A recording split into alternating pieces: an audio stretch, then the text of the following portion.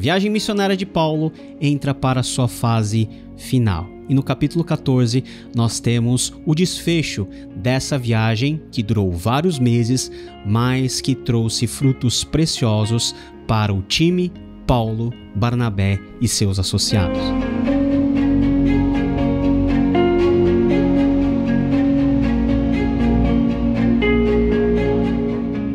De Antioquia da Pisídia, Paulo e Barnabé, eles vão para a cidade de Icônio.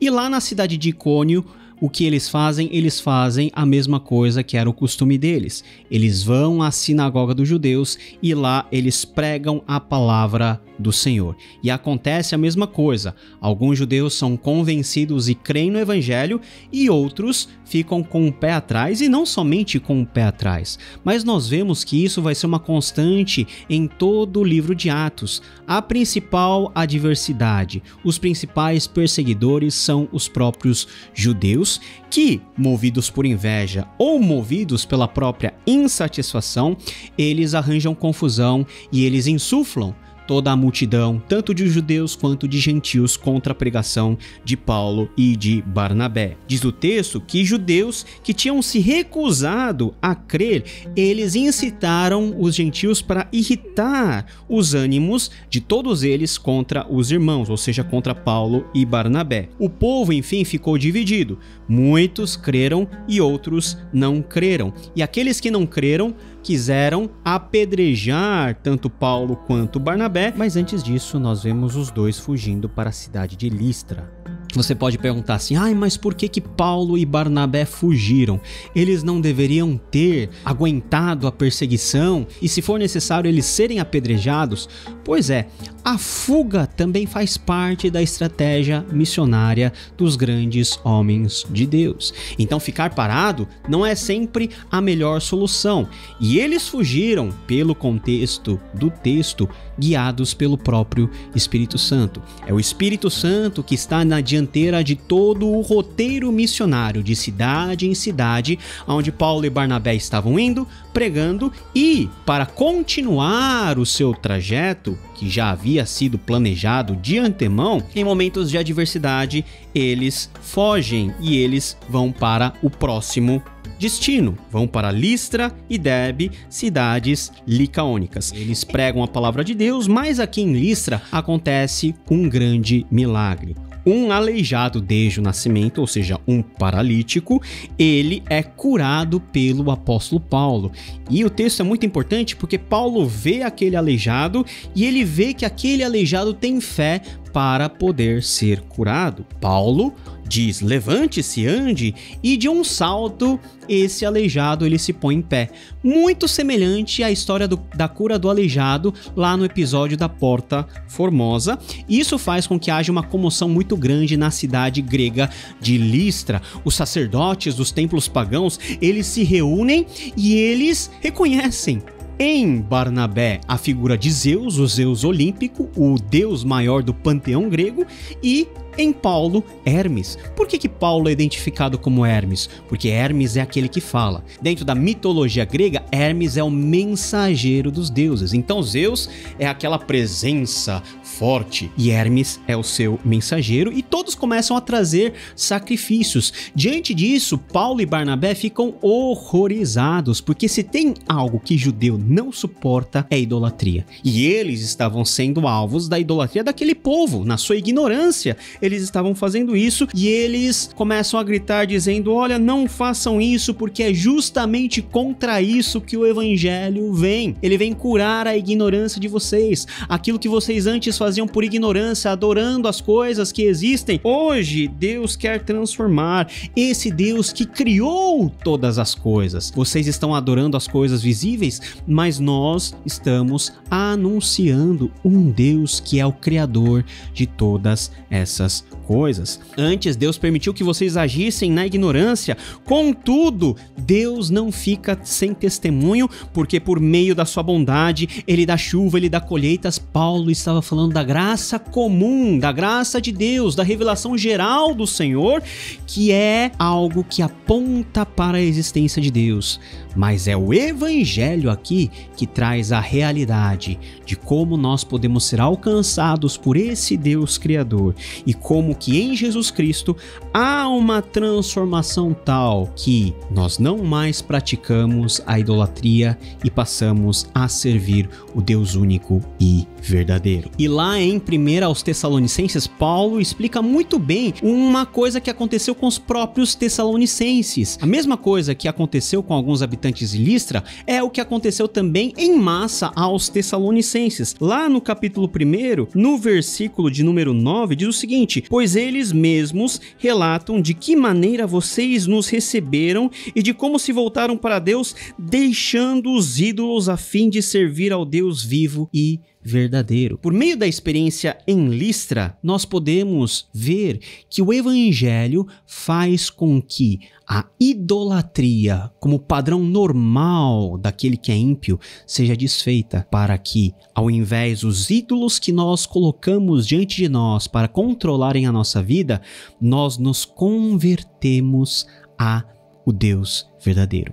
Isso é conversão. Isso é você mudar de rumo. Isso é você procurar em Deus o cuidado que só o Criador pode nos oferecer. Diante dessa pregação, diante do milagre, os judeus que estavam lá, que não eram partidários de Paulo, eles ficaram bravos, eles ficaram com inveja, eles fizeram uma tocaia e, na porta da cidade, apedrejaram Paulo e o deixaram lá, porque achavam que Paulo estava morto. Mas quando os discípulos de Paulo, eles chegaram perto, Paulo faz o quê? Ele simplesmente levanta-se e volta à cidade. E no dia seguinte, ele mais Barnabé partem para a cidade de Derbe. Então veja que o que faz Paulo sair de Icônio para Listra é a perseguição dos judeus. O que faz Paulo sair de Listra para Derbe também é o ataque dos judeus. Mas esse ataque, ou esses ataques dos judeus, essa perseguição,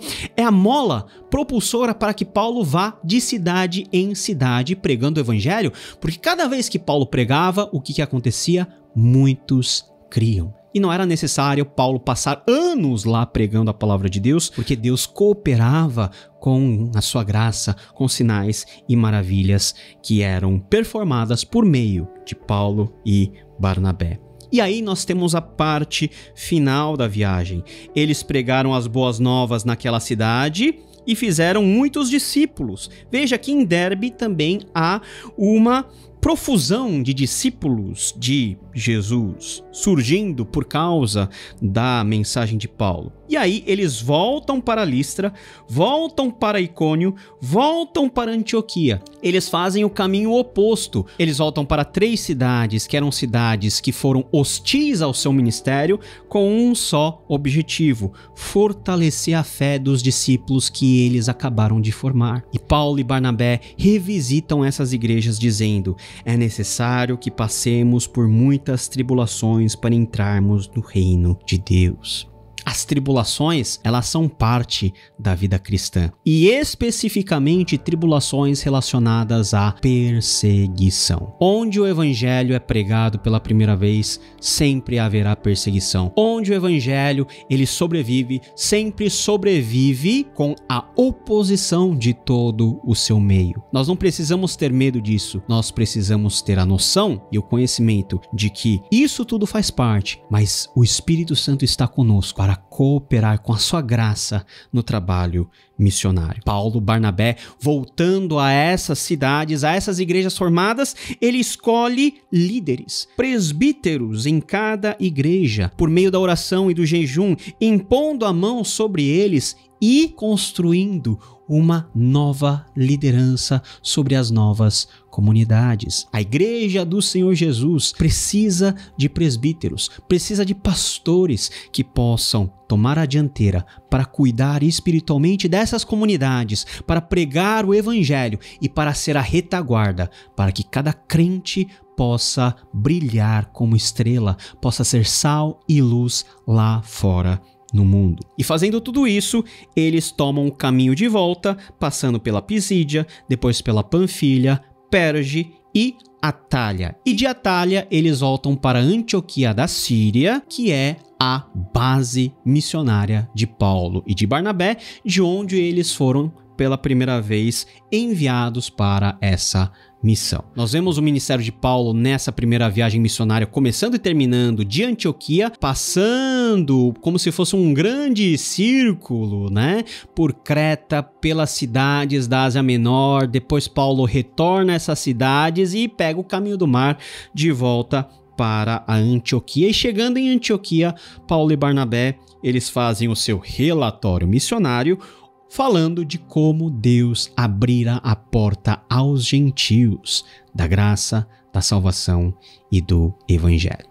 Veja que cada lugar, cada passo que Paulo e Barnabé deram foram passos guiados pelo Espírito Santo. E como que nós sabemos disso? Porque Deus livrou todos eles da morte, do perigo, porque Deus cooperou com milagres e sinais para que muitos pudessem crer. E aonde muitos creram, lá se estabeleceram igrejas com lideranças, e essas igrejas, elas foram continuando a obra missionária de Paulo e Barnabé.